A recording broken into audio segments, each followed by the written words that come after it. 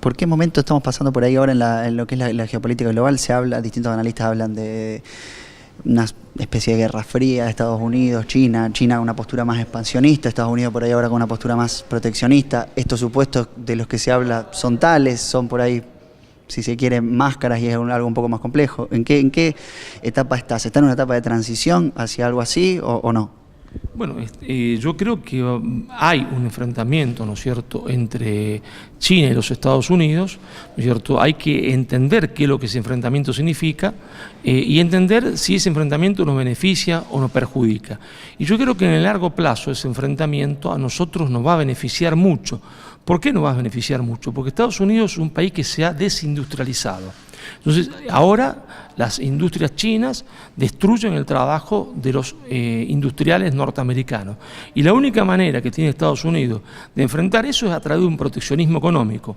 Antes, cuando nosotros hacíamos proteccionismo económico, Estados Unidos nos criticaba. Ahora, cuando ellos comiencen a aplicarlo para poder defenderse de la agresiva competencia china, no van a poder criticarnos más.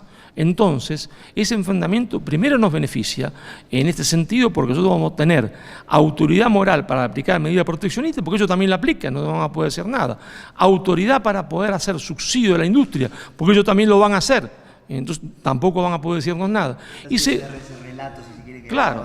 Y segundo, se entiende porque siempre que hay en la historia, y esto está comprobado, ¿no es cierto?, dicho metafóricamente, lío, ¿está?, en el centro hay fiesta en la periferia, porque se relajan los controles de los grandes poderes mundiales sobre sus periferias. Entonces, ese es el momento oportuno para nosotros para realizar lo que yo denomino una insubordinación fundante. Entonces, lejos de hacer o creernos que es para nosotros perjudicial ese enfrentamiento, para nosotros nos es muy beneficioso, porque no va a llegar de ninguna manera un enfrentamiento armado, nadie se va a suicidar, porque cuando dos potencias tienen armamentos nucleares hay un equilibrio del terror y ninguna se atreve a liquidar a la otra porque sería liquidarse a sí misma. Así que yo soy en sentido optimista, vamos a tener gracias a ese enfrentamiento una nueva oportunidad, una ventana de oportunidad para realizar lo que yo denomino una insubordinación fundante. ¿Y qué es una insubordinación fundante?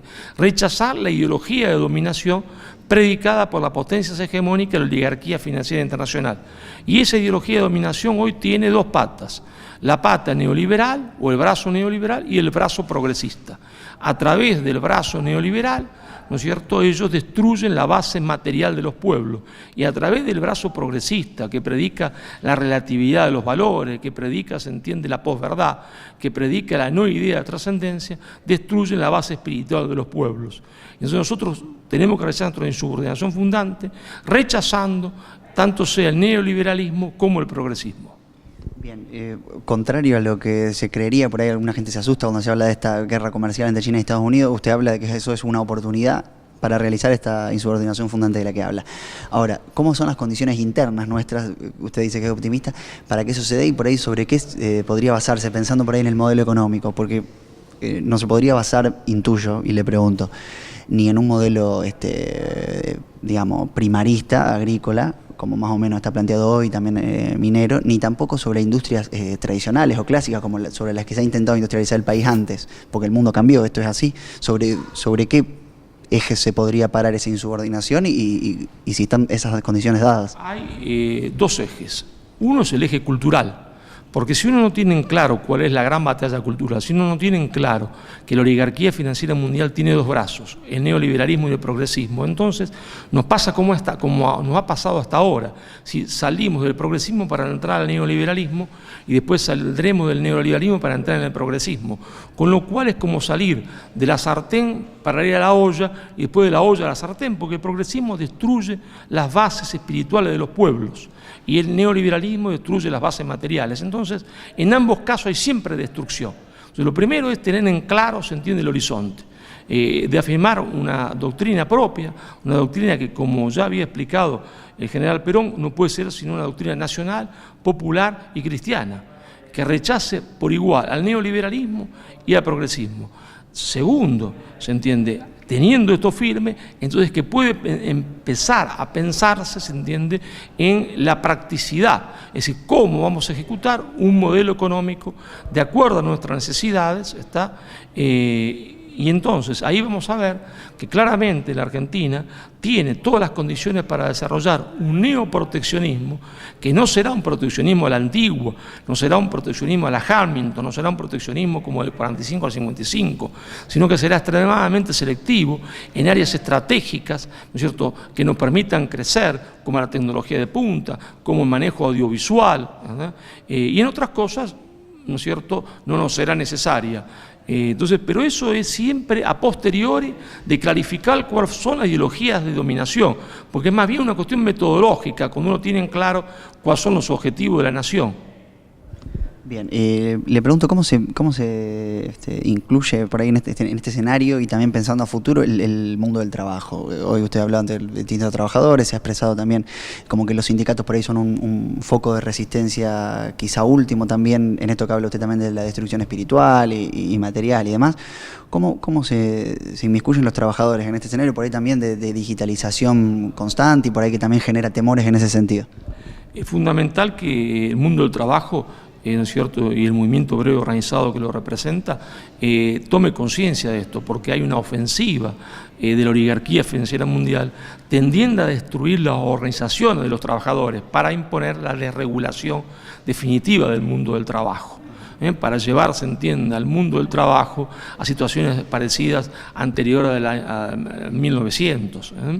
Entonces es fundamental la comprensión de esto, que el movimiento obrero, que ha sido la columna vertebral de la nación argentina, comprenda que tiene una responsabilidad en defender el pensamiento nacional y fomentarlo con sus instituciones, con sus organizaciones, y que fomentando el pensamiento nacional se autodefiende a sí mismo, porque no habrá ninguna posibilidad de movimiento obrero organizado ni de trabajadores en una Argentina que, derrotada culturalmente, derrotada económicamente, no tenga industria y no tenga más pueblo, es decir, que tenga individuos aislados que crean que pueden salvarse uno de otros independientemente y en solitario, o que estén tan intoxicados por la colonización cultural hasta que no entiendan cuál es su cultura ni cuál es su nación.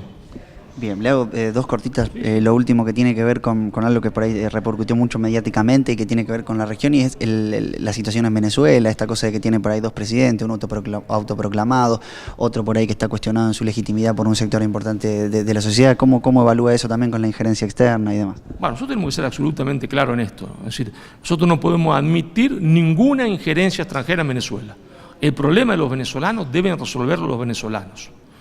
Nosotros debemos estar tajantemente en contra de cualquier intervención extranjera. Eso no quiere decir, ¿no es cierto?, decir que Maduro hizo las cosas bien. Evidentemente las hizo muy mal se entiende, porque después de la muerte de Chávez, ¿no es cierto?, Venezuela eligió el camino de Cuba, el camino del castrismo y no el camino del peronismo. Es decir, mismo Chávez tuvo que optar entre esas dos posiciones, entre el pensamiento del Perón y el pensamiento de Fidel, y después de la muerte de él se optó por el pensamiento castrista, que ha llevado a la actual situación en Venezuela, una situación de catástrofe, que es culpa del gobierno. Ahora, esto es una cosa, decir, ¿se entiende?, y admitir la realidad que la situación de catástrofe económica no se debe a ningún bloqueo, sino a los errores propios por el gobierno, porque cuando había dinero para hacer la industrialización no se industrializaron, no invirtieron la renta petrolera en industria, sino que la dilapidaron. Venezuela es el principal importador mundial de whisky en términos netos. Se toman la renta petrolera. Esto es una cosa. Distinta es, ¿entiende?, admitir la intervención extranjera. Son dos cosas totalmente distintas, ¿entiende? Entiende. Y lo último, entonces ellos, usted habla de ese proceso de insubordinación fundante. ¿Venezuela pasó por ese proceso o lo intentó por ahí con lo que fue el chavismo y ahora eso de alguna manera por ahí se desandó, se dilapidó un poco en estos últimos años, o todavía eso no pasó? Chávez se da cuenta al final de su vida se da cuenta que en realidad había que invertir la renta petrolera en la industrialización, pero ya no le dio el tiempo. No le dio el tiempo humano porque estaba enfermo y se lo llevó la muerte. Entonces lo de Venezuela quedó con Chávez en una insubordinación epidérmica, no medular, ¿no es cierto? Y después de Chávez... Porque no modificó la matriz productiva de su país, digamos, dependiente del petróleo totalmente. Dependiente del petróleo 100%, Venezuela no produce ni papel higiénico. ¿Qué revolución se puede hacer si uno no produce papel higiénico?